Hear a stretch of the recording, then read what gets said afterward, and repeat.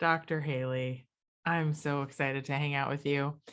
Uh, we met on Clubhouse and we met in the middle of the pandemic and in this really weird, don't you feel like it's like a time warp zone? Like Clubhouse is its own family of like It's people. really odd. Like it was one of those things. I'm not a big social media person at all. Right? And there's this new social media app, and I'm like, I can lay in bed. Nobody has to see me.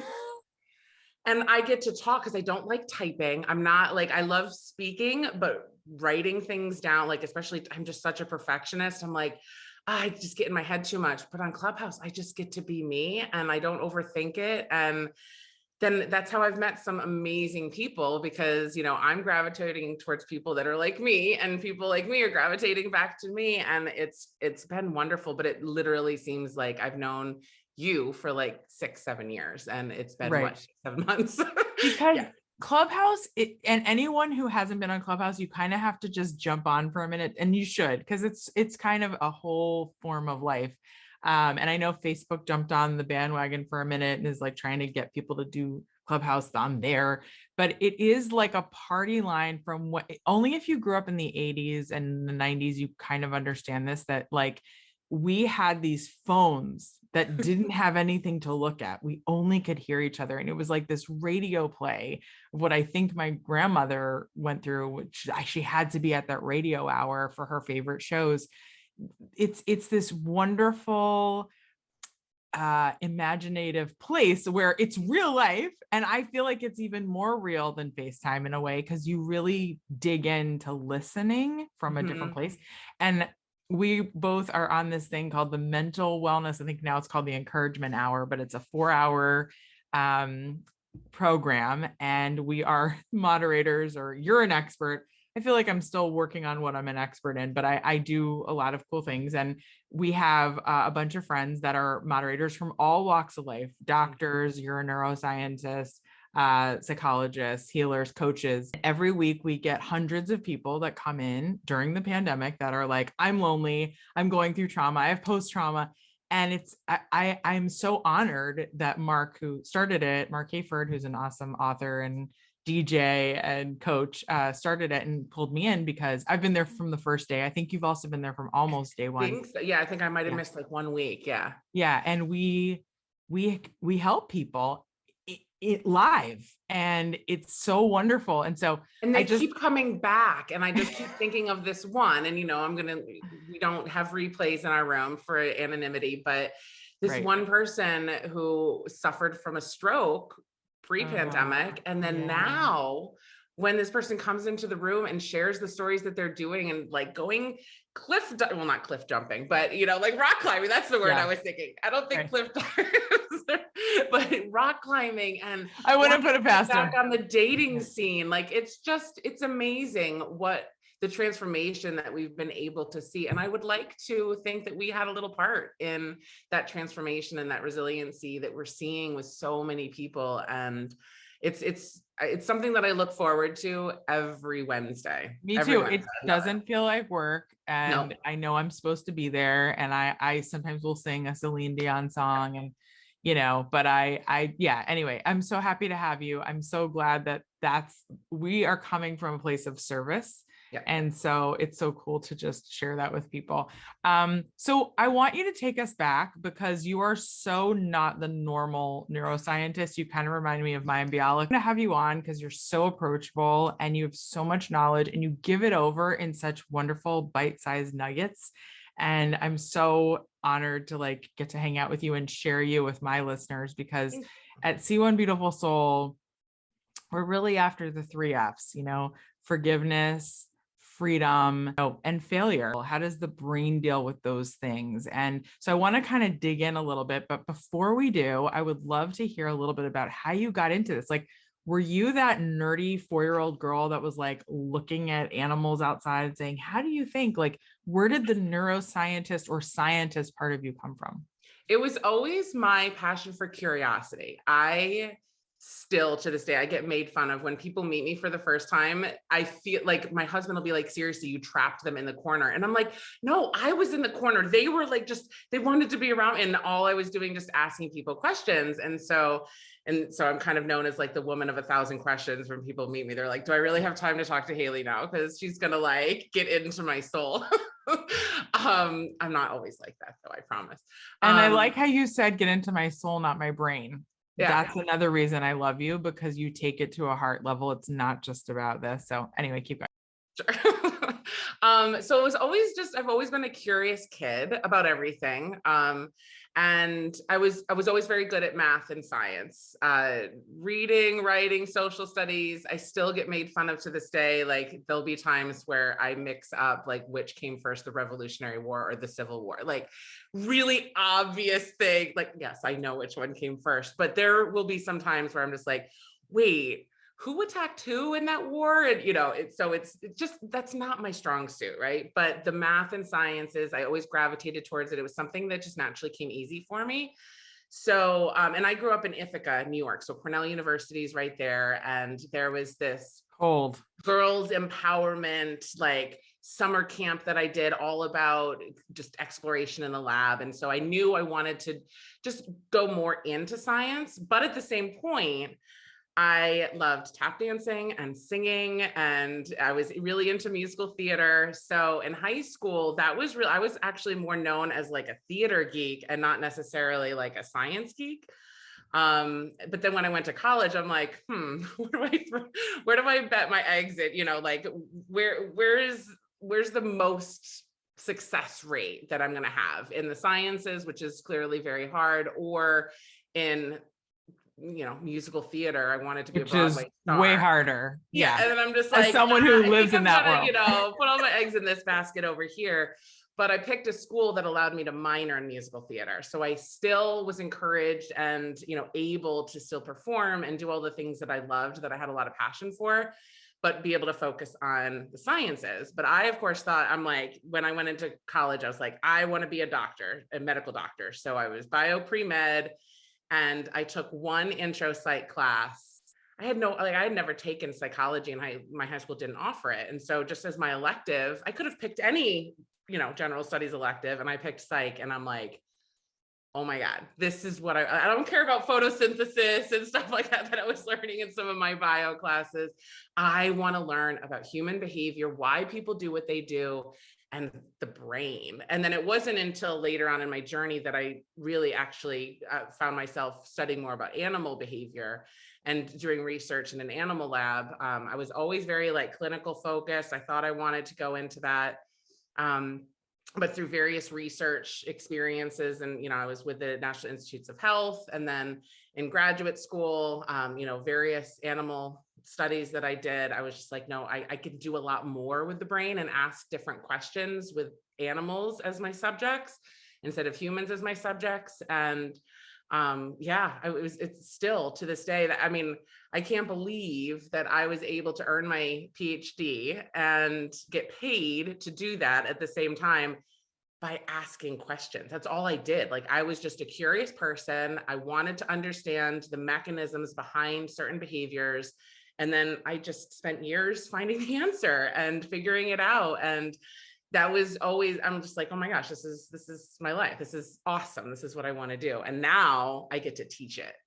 And now I get to instill this passion on a daily basis with my students and my clients to really be able to say, this is what I've learned through my, years of experience and expertise, but then also through other people, what they've done and accomplished and learned and answered. And I also love it when a student asks me a question that I don't know the answer to. And I'm just like, well, either I just don't know the answer, but if you ask my husband, I know everything, right? So it's probably not likely true. Or nobody knows the answer to that. And go figure it out. Go find that answer. Go test it in a lab. Go, meet people who might be able to find that answer for you. And, I love that. So long story short, curiosity is what got me here. Love it. I have that too, which is why I make documentaries and interview people on the street. So my the second question to you is, when did you have to do your biggest piece of forgiveness? What was that moment in your life? And you knew this question was coming I because knew this. I thought it was going to come way at the end. Well, we're gonna morph into how you can help other people with their brain and forgiveness. But before we do that, so forgiveness, so I was kind of going back and forth about if I wanted to share this story with you or not. But I might as well. You're my friend, and this is all about soul and forgiveness. But so I was sexually assaulted in college, and the person who did that to me obviously doesn't deserve my forgiveness, right? Doesn't deserve to do any of these things, but it took me years to be able to go through that. And I found that by me forgiving him, it was such a load off of myself. And that I was able to say, okay, I'm not giving him excuses for what happened, but it helped heal me so much more. But it took me even longer to forgive myself. And that was the piece that really transformed me. And so that I can kind of just throw it out in conversation. Hey, I was sexually assaulted, not making light of it, but my true healing and the true journey that I went through over all of that time was that forgiveness of myself. And that was the hardest part. It's so easy to forgive other people, but then when it comes to forgiveness of yourself and the decisions that you may or may not have made, and what I chose to wear and who I was with, and all of those things, that's what really took the most work and the most effort, but it is what made me who I am now, and that I am able to talk about it and be able to share that story and empathize with people who might be going through something similar that might have happened in their past or that they're currently going through. And that was the big thing for me, for the forgiveness. That was truly the end of my healing journey. And I'm not done healing. Everybody is constantly healing and surviving something, right? But that was the pivotal moment in my life that was just like, okay, I can move on. I can move forward. beautiful. You speak so eloquently. Wow, you just put so much in that small bit. I had no idea. I've hung out with you once a week for the whole year, and we've talked about really deep stuff together and with other people. And what's so amazing to me about people who've done a lot of work on forgiveness is that you just don't see it on them. Like there's some people, like we have a friend in common who wrote to me today, and I was saying, how do you have guidance on this? And this person is so wrapped up in their stuff and it's all over them. This pain is here and that pain is there. And all you have to do is scratch the surface and it's like vomit of like, this is all the pain that I've been through. And I would never have known that you went through that because you carry it only in the strength of your muscles. And that's a beautiful way of putting it. But I'm not just, I used to be that person. I was the person that you would look at me funny and I would be an emotional wreck, right? And it was a roller coaster for a really long time until I truly did that deep dive into figuring out myself. And like I said, forgiving myself. Well, I'm amazed, but I'm not surprised. And here's why I'm not surprised, because you have such a heart for helping other people, because I've heard you in real time be there for people who are going through a really difficult time or trauma. And so it occurred to me as you were just saying about forgiveness of yourself, for people who are survivors, not victims, but survivors of sexual assault, there is a moment, I've been assaulted several times. Thank God there are levels. These are like, I would consider mild levels of it. But there is that feeling as you were talking. I'm like, it's not just what you wear. It's not just who you're hanging out with. It's not just how many drinks you had or whatever the case may be that got you to that scenario. But it's also, there's a part of us, each of us, no matter how little we are, no matter how scrawny we are, we think, I will be my superhero and I will save myself from any tyranny or bigotry or bullying that will happen to me. And I wonder, as I'm sitting here, because I know you're a God-centered person also, do you think it's possible that there's a part of you that needed to forgive God for not protecting you from that moment? I've never thought of that, because honestly, I hate to say it, but I'm kind of glad that it happened now in hindsight, because Wow. it has allowed me to, I mean, that's why, so that is one of the main reasons why I picked intro psych to take. So this happened my freshman year of college. And so when it was time to pick Oh, an you're elective, yeah, I'm like, what's going on?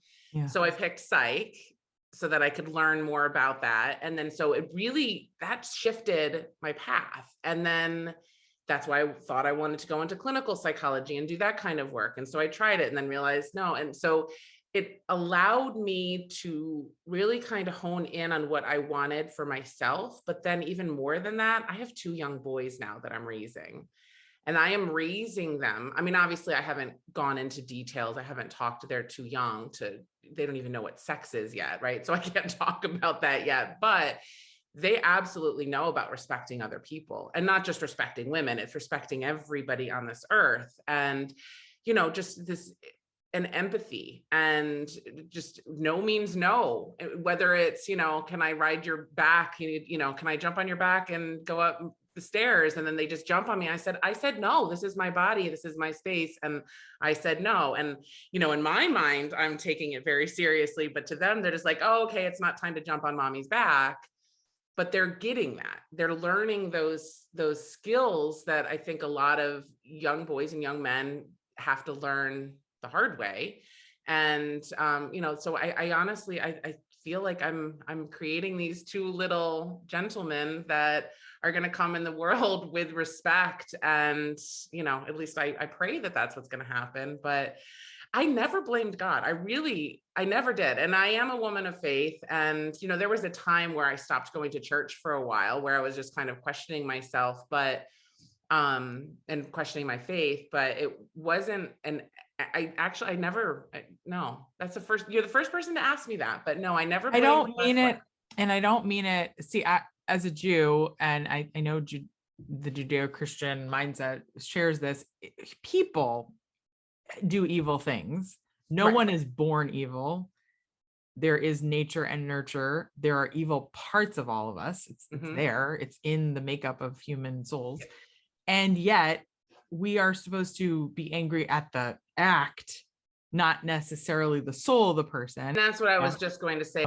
You were worried about protecting yourself. You had a hard time forgiving yourself. And I totally get that. And that is empowering, actually, because you go through the steps and you say, well, what was I wearing? How can I be? And I'm not saying that women shouldn't be allowed to wear whatever they want. That is important. And yet I also think that everything that happens to us is for us, for our good. And it's all for in how greater we good too, not even just for us, for society. Exactly. Because look at what you're doing with your kids. Okay, great. So now let's go back to the brain. I know, that's why I said, I was like, oh, I hope she asked that at the very end. I like loosened me up a little bit before I just jump in.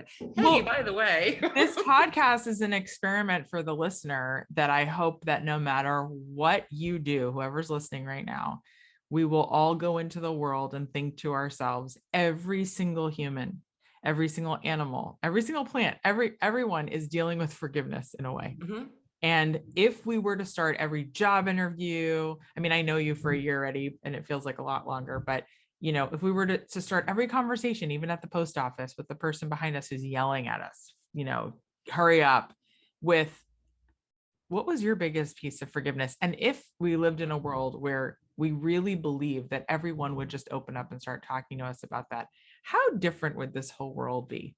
Right. So I do start out with that because I think it just gets us right into, now my listeners are not just like, oh my gosh, she's a neuroscientist, I'm not worthy, I don't even know how to understand what she's about to say. Now they know a little piece of you, but it's a big piece. So how does forgiveness help us with brain chemistry?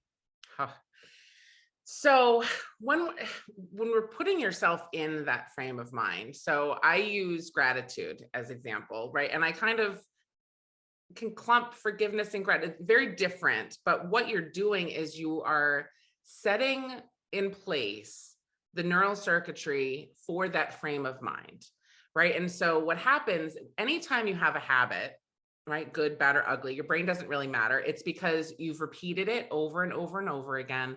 You've gotten, there's dopamine signals that are going when it's pleasurable, when it feels good. And that's going to really instill this circuitry so that it becomes a habit, so that it's becomes second nature, just like riding a bike, right? You try and you try and you try.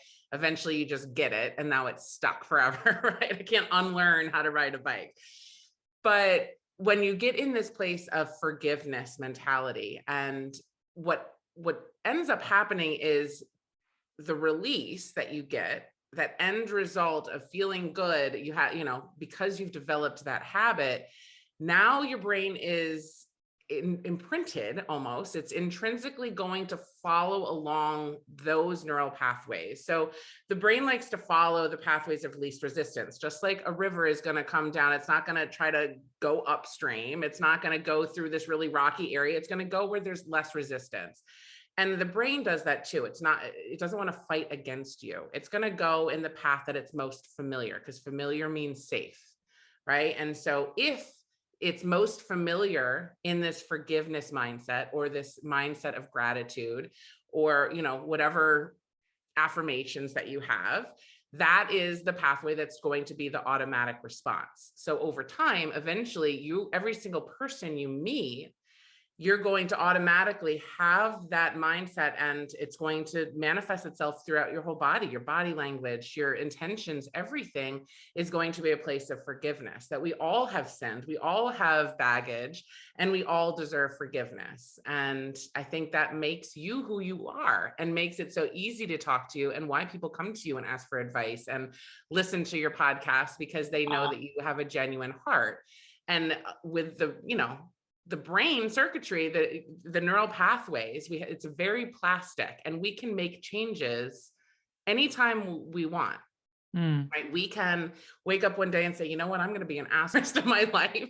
Not that I would encourage you to do that, but you can start setting habits and patterns. And then the more you repeat them, the stronger those connections are going to be. And those are going to be the automatic circuits that happen. So if you find yourself attracting people who are, maybe check yourself. How are you waking up in the morning? Are you grumpy? Are you treating people without respect? And that's this whole idea of, just putting out in the universe what you want. Right. And just like, yes, if you keep saying, and the power, what is it? The universe is conspiring for me. Yeah. And it's just like, it's just like, well, you're waking up on the wrong side of the bed. And then everything that happens is now going to be on the wrong side of the bed. But if you come up and you wake up in the morning and you have your morning grateful to be alive, you're happy, and you put a smile on your face, even if you're not feeling happy, but that's what you're wearing to the world. People judge you, whether you want to believe it or not. They're going to judge how you look. And if you have a smile on your face, they're going to be more likely to approach you.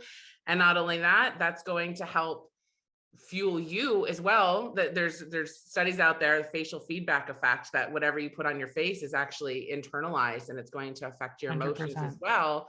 Yeah. And then that also, from a social psychology standpoint, it's also going to affect how other people interact with you as well. So there's so much behind that question of, what's going on in the brain with forgiveness, but it really does set that intentionality for the rest of your day. Right. And the opposite is true too, which you also just said, that if you approach everyone like, I don't trust anyone until they prove to me that they are trustworthy. Well, when you do that, what you're actually looking for is their untrustworthiness, if that's a word.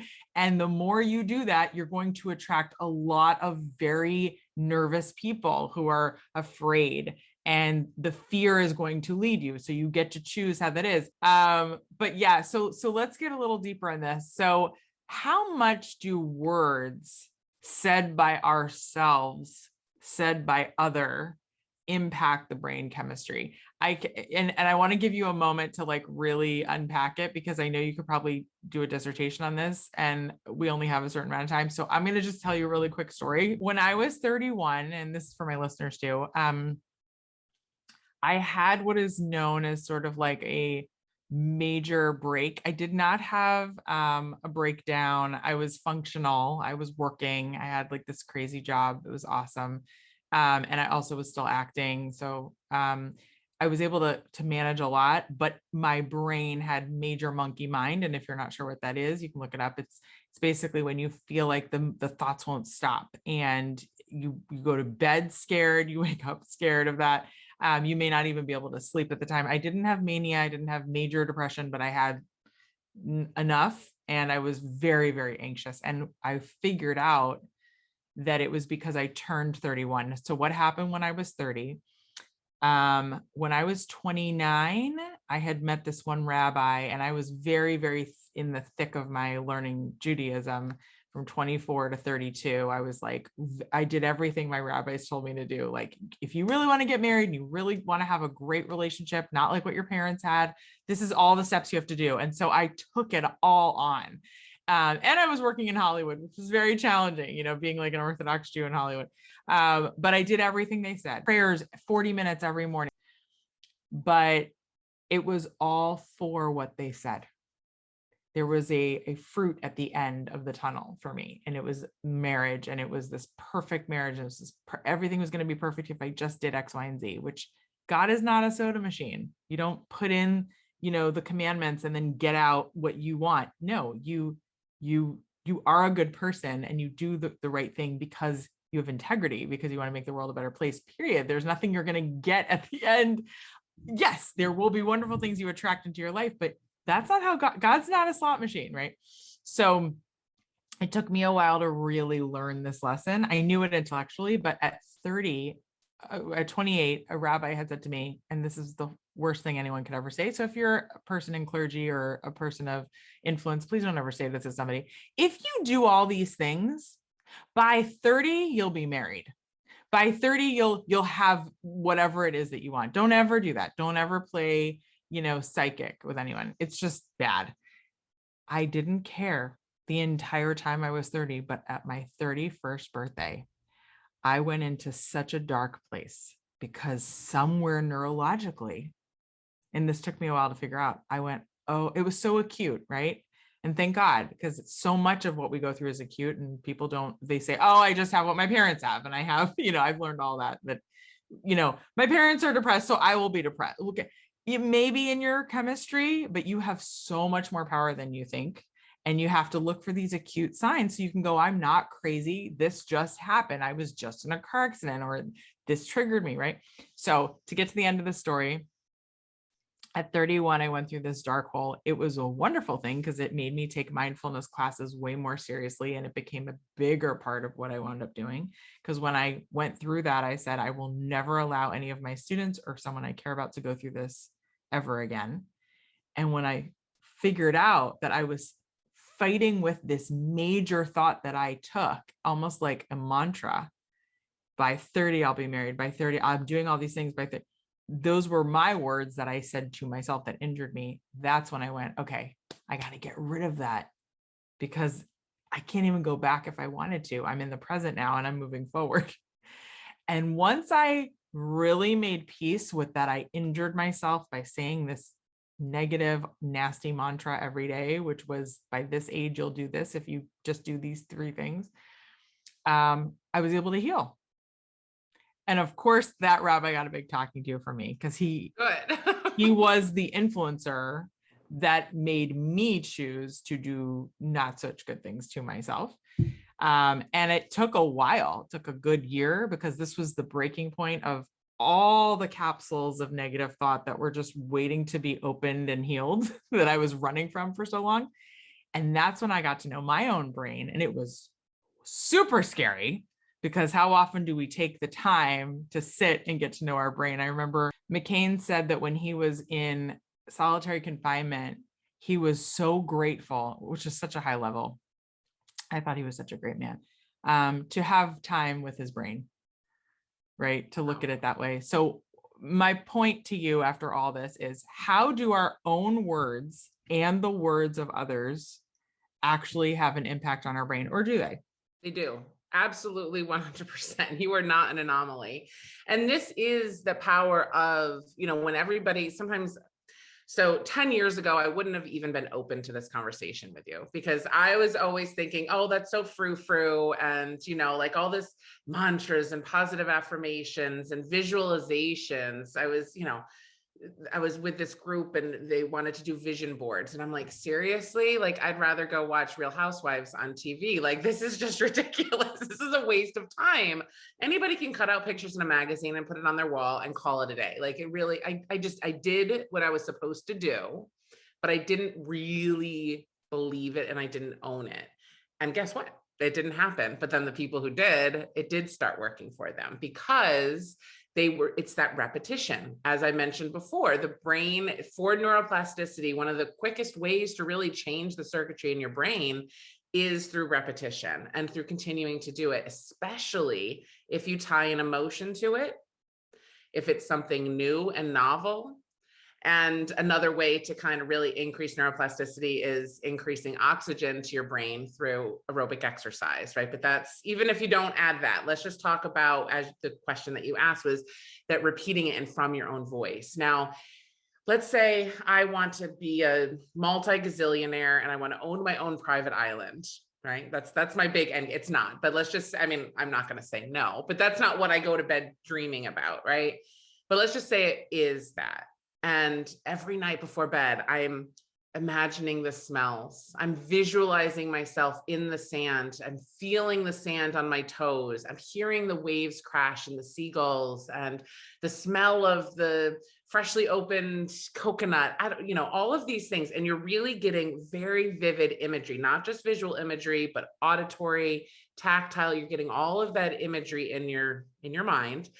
And then you do it over and over and over again. And what happens is your brain your brain can't distinguish between reality and these visualizations, because it's going to start functioning as if you already have achieved that.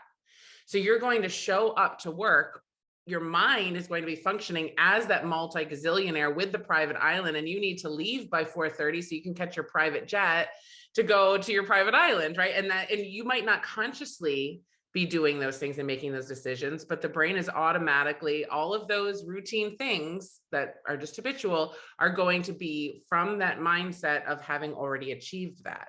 So unfortunately for you, you were putting in this idea of, well, I have to be married, because in your mind, that meant that you have achieved some level of whatever definition of success you had in your mind at that time, which I'm sure you've redefined it, right? So what success I had no choice, but also, sorry to stop you. No, it has to look like this, and I have to dress like this, and I have to be this religious and this level, because the rabbi said, and that's why I was so angry. So were you doing it to be a good girl, a good Jew, or were you doing it because you thought that that was what you needed to do to achieve what you wanted, or what you needed to do to make them happy? It was actually all of it. It was, if I trust it was like Alice in Wonderland, eat this and you'll go through the Wonderland faster. It's like, if I just do what this guy says, I'll get everything that I want.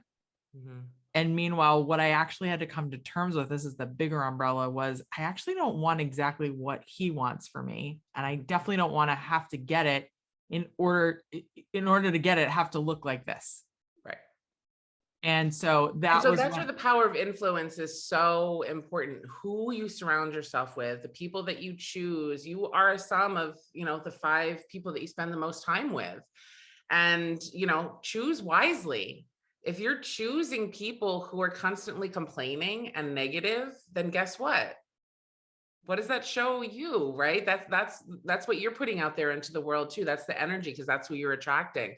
But if you surround yourself with powerful people who are really optimistic and, whatever it is that your jam is, right? Whatever it is that you want to be, then surround yourself with people like that. And it's going to start rubbing off on you, because that's, again, it's all about neuroplasticity. The brain wants to do the easiest path. And so through practice and creating those neural pathways that you have achieved whatever your definition of success is, you continue to visualize it. And then especially if you tie an emotion to it, how good is it going to feel when your feet are in the sand and you're sipping on that pina colada or whatever it is, right?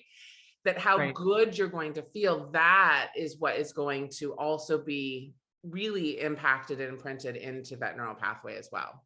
Right. And I listen to Esther Abraham Hinks and the late and great Wayne Dyer, and I listen to Dr. Joe Dispenza. I've been to 2 of his retreats, and what I've learned from all of that, because they each have their own take on sort of law of attraction, what the bleep do we know type of stuff, which is the emotion absolutely has to be there, and you have to feel free and sort of like let go of any doubt that it will happen.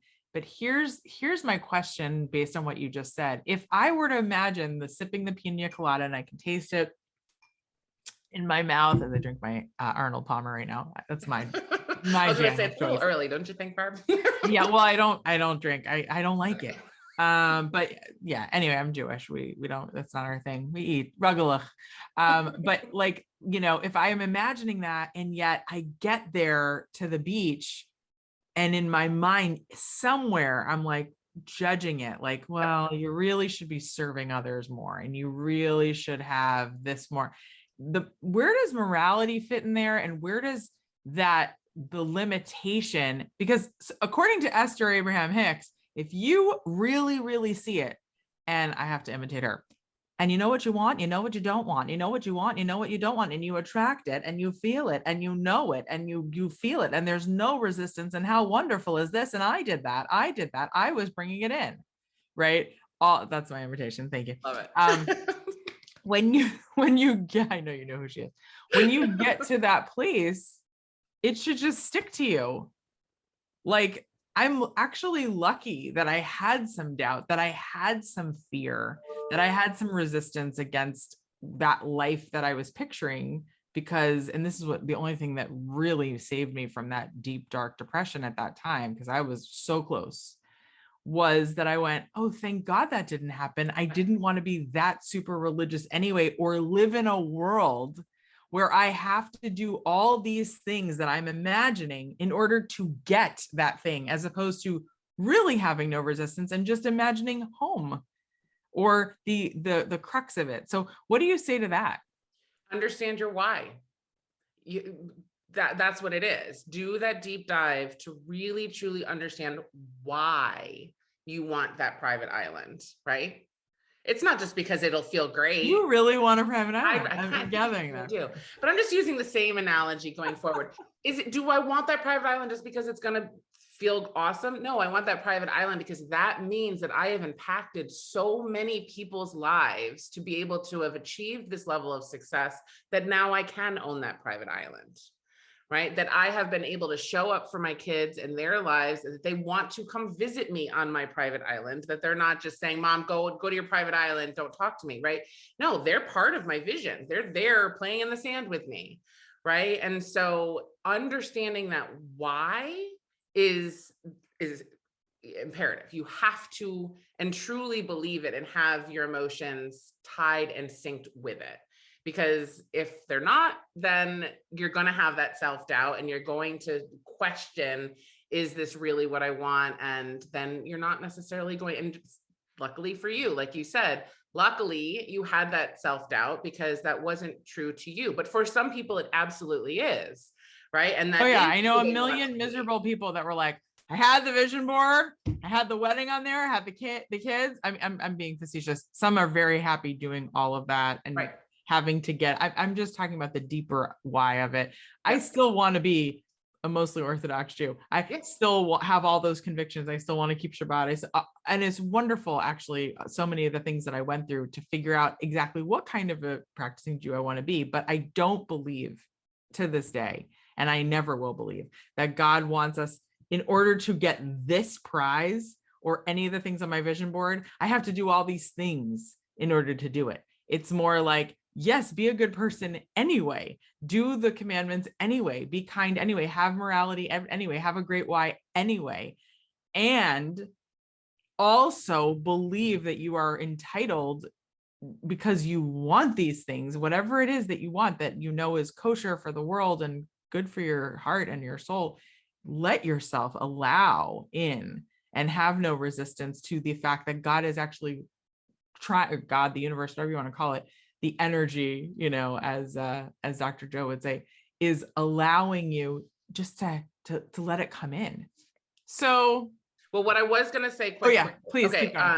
is trusting your instincts. And you had that moment of resistance. And fortunately for you, you listened to it. And I think far too often people don't listen to themselves and they don't listen to their intuition. And maybe it's God, maybe it's the universe, maybe it's just themselves knowing themselves saying, ugh, this isn't what I really truly want. Right. And so truly listening to that and understanding it, and then being able to say, okay, what is my why? Why am I doing this? And is this really the path that I want to go down?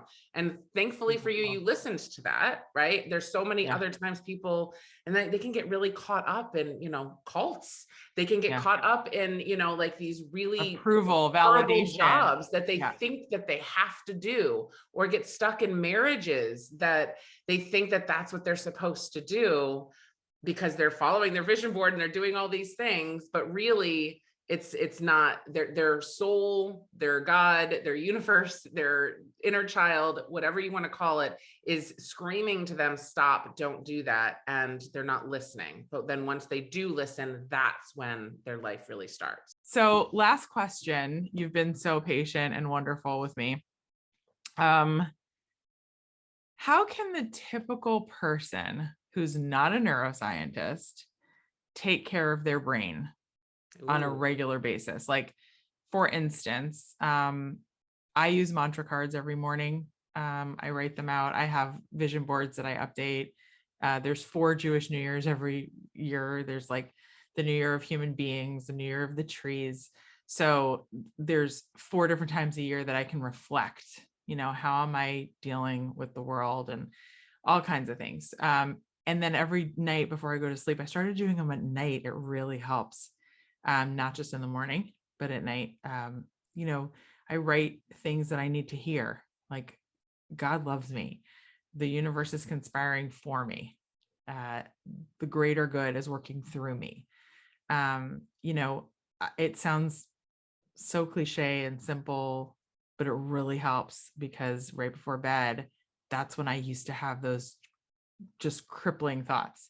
Mm-hmm. So I don't have them anymore because I've focused on these things. So do you have any tips? And I know you have got a course and I really want to hear about it, not because I work for you, but because I love you and I support your work. And I think you're amazing and super approachable and easy to talk to about all these crazy concepts.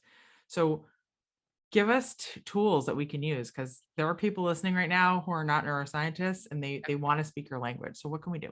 So it's funny because you said, what can we do to really take care of our brain? And then the examples for things to take care of your mind. And I think a lot of times people you got me. Did you? Dr. Hayley, touche. I love it.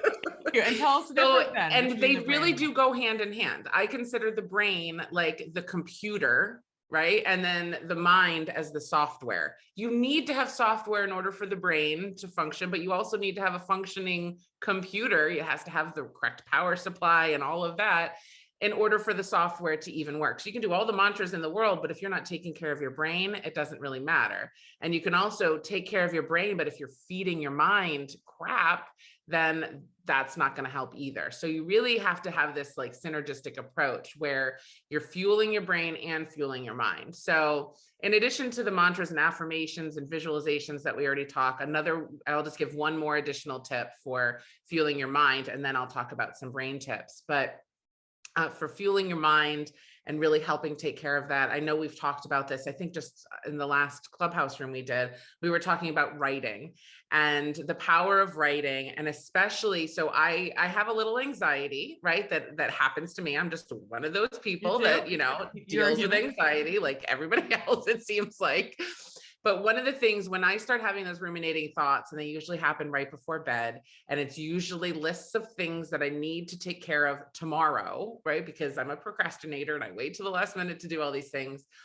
One of the quickest, easiest things to do is to just write them down.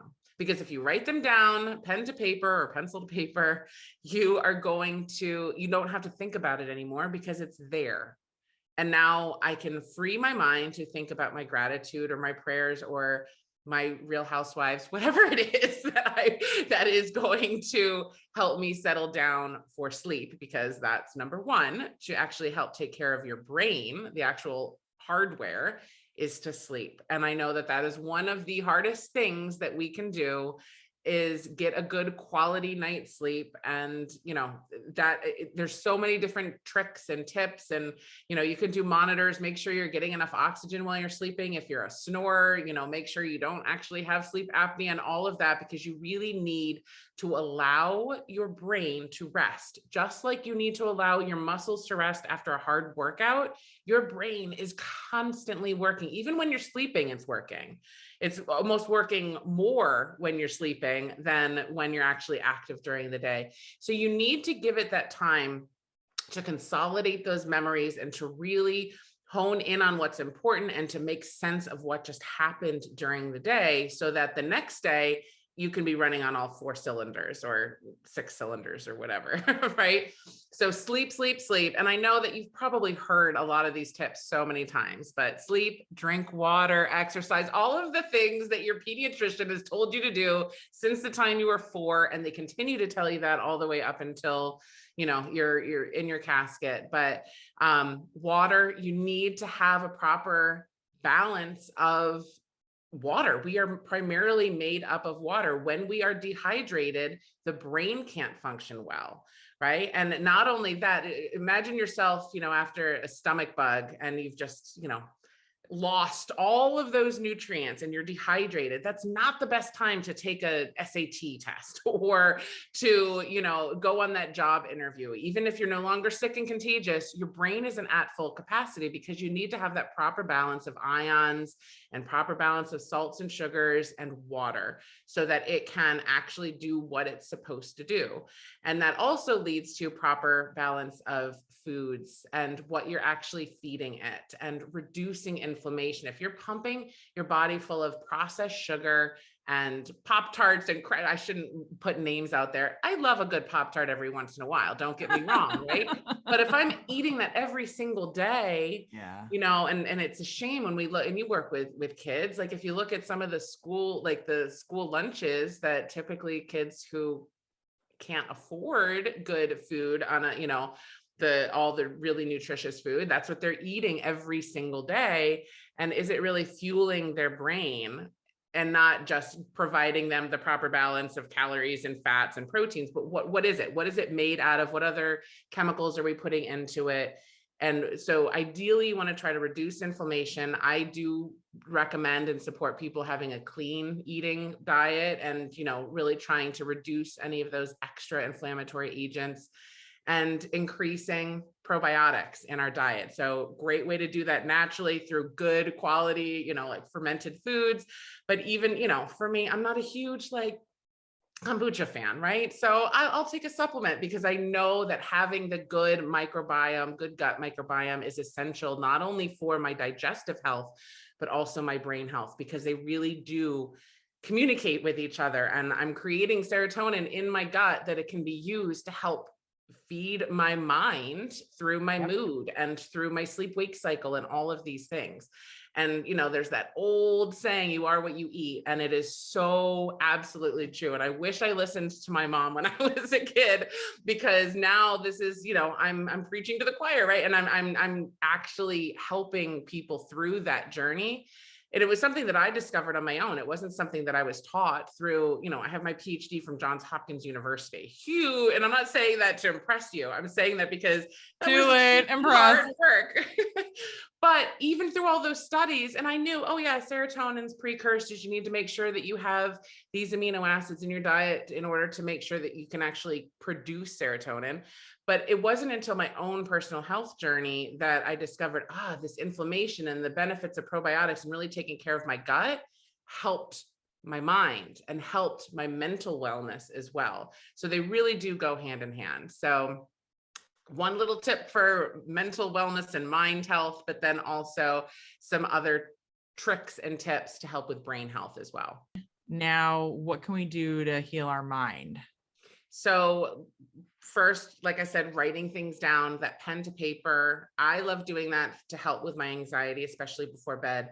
But there's also something about just freestyle writing. And even if it's not right, if you're a child, or if you're for me, I don't really enjoy writing. I enjoy talking. So for me, it's kind of one of those things I'm like, ugh, I don't really want to write down my thoughts, but I'll draw a picture or I'll scribble, I'll do a little doodle. But there's something honestly about having your hand on the paper and putting it down. There's these connections between different parts of your brain with the hippocampus, which is part of our really encoding our memories and consolidating our memories, and then our prefrontal cortex, which is for our executive functioning. So how we make decisions, our personality, all of those things are up there. And there's this beautiful connection and interplay that also happens while we're sleeping, by the way, where you can see this synchronous pattern of activity between the hippocampus and the prefrontal cortex.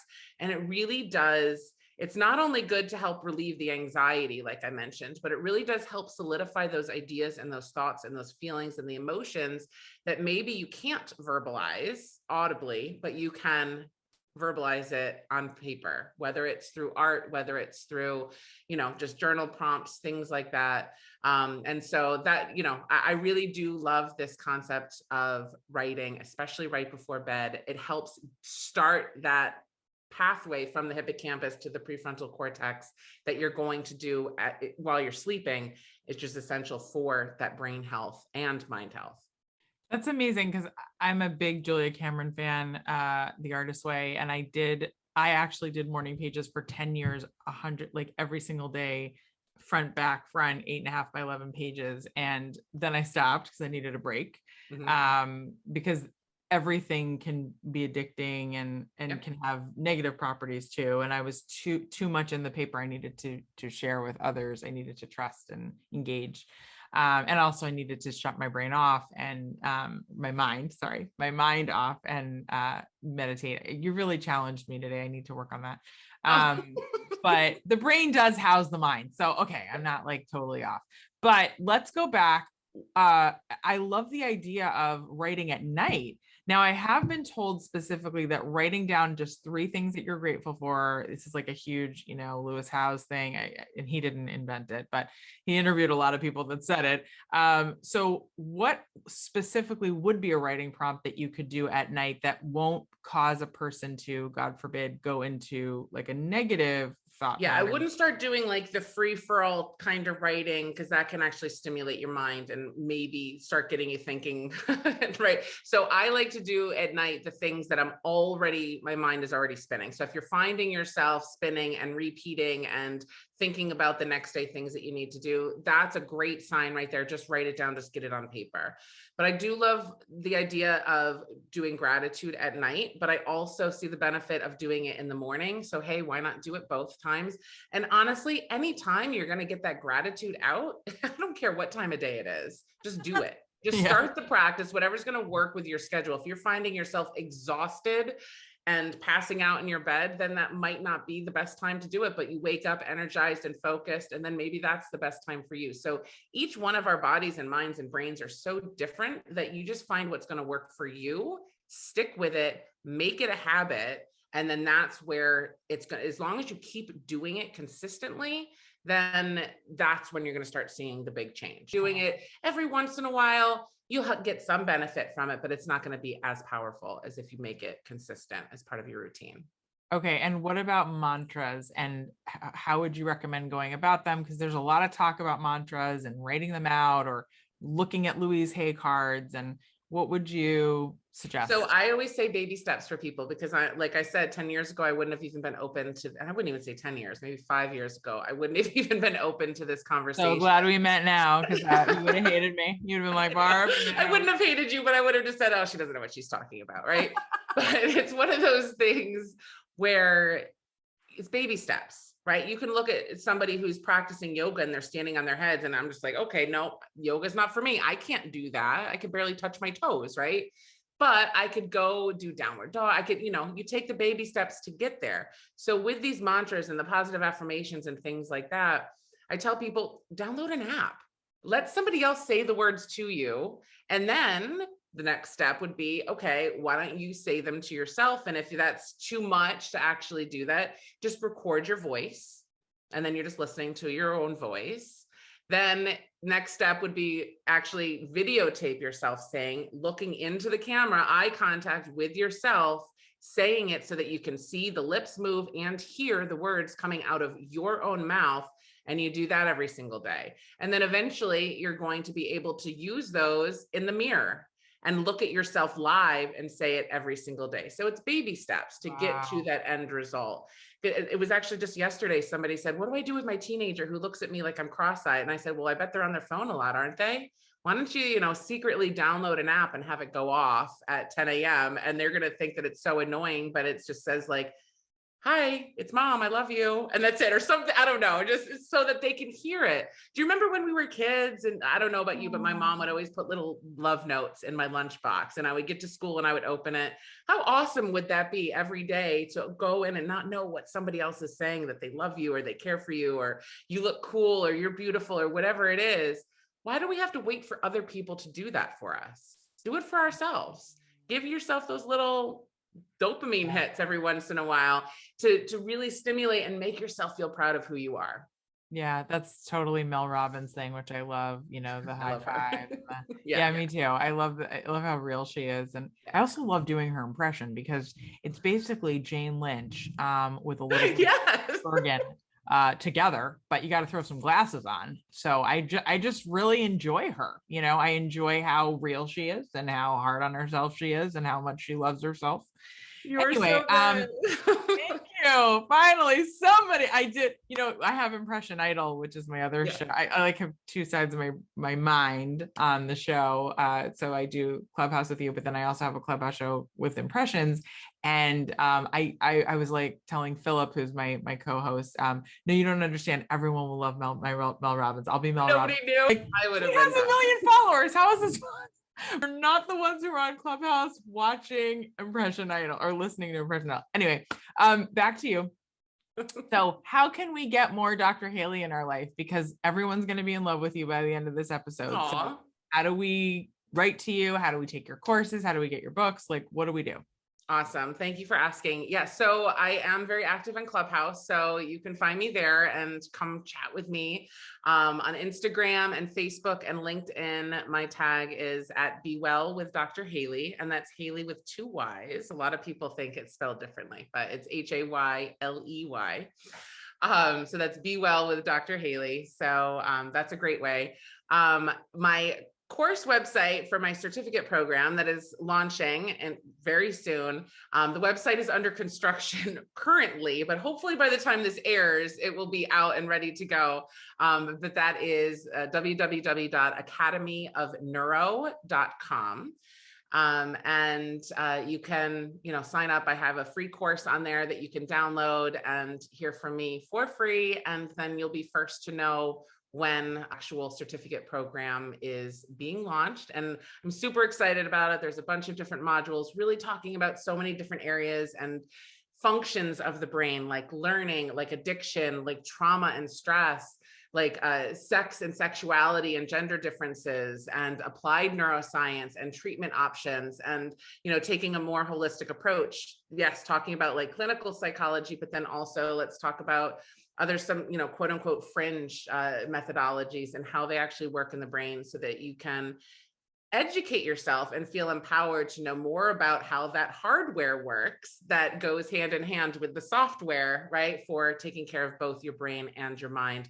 And really it's geared towards empowering people who work with others. So, help professionals, wellness professionals, coaches, people like teachers who work with others, and to give them the tools and the tricks and the knowledge so that they can have more buy-in from their clients who are saying, well, why do I need to do positive affirmations? What does it really do? And it's say, hey, this is what it's actually doing in the brain. And now they can have that knowledge to be able to impart that on the people that they serve. Great. And lastly, let's just end with one thing you would love for the entire world to know. What's like one tip to live a life of pure freedom? Ooh, so I love this exercise. I want everybody to go find a picture of themselves as a small child, and not just a memory. Some people have really good memories, other people don't necessarily, but find a picture of themselves as a small child and really look deep into that. There you go. I would say even smaller. Your fingers were covering yourself. Is that your No, older that's sister or me and my younger sister in our dance uniforms when we were I little. love it. All right. So think back on that little girl and look at her, right? And say, and then now think back to what all the adults in your life were telling you to stop doing, that were constantly telling you to stop doing. For me, it was, Hayley, stop talking, right? I was always a talker. Oh, And I got then that. Every report card. Yeah.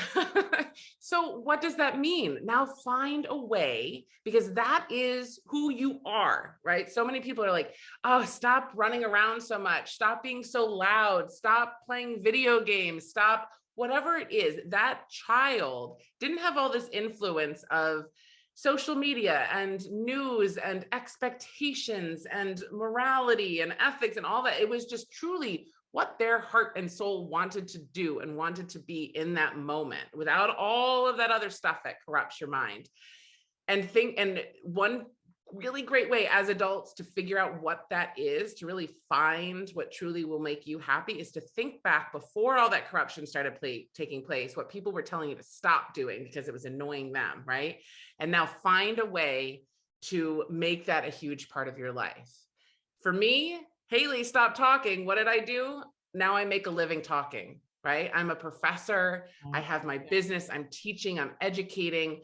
I'm, being interviewed on podcasts and radio. Like, this is what I love doing. So why not use what I love to do to now help others and make some money while doing it too, right? Make a career out of it. So for you, if you were told that you were always told to stop talking, well, what did you become? You became a voiceover artist, an actress, and a podcast, and a teacher, you're using. So how fortunate for you that you were able to do that too.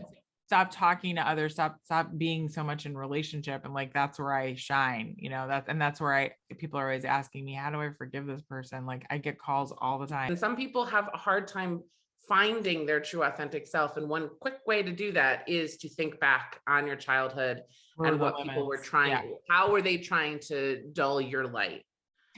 Beautiful. And what's so amazing as you're saying this, I'm like, that's what separates you from so many other doctors, is that you're just such a great talker. I feel like we're sitting, having lunch, and we're talking about these really deep concepts, and it's so effortless because you're just so fun to talk to. Thank you. I feel like it should be like Dr. Hayley, the fun to talk to neuroscientist. Yes, the approachable neuroscientist. Exactly. But it's even more fun than that. Approachable is like, do you want a car? I approach me, but you're just it is a good word. Actually, it really is.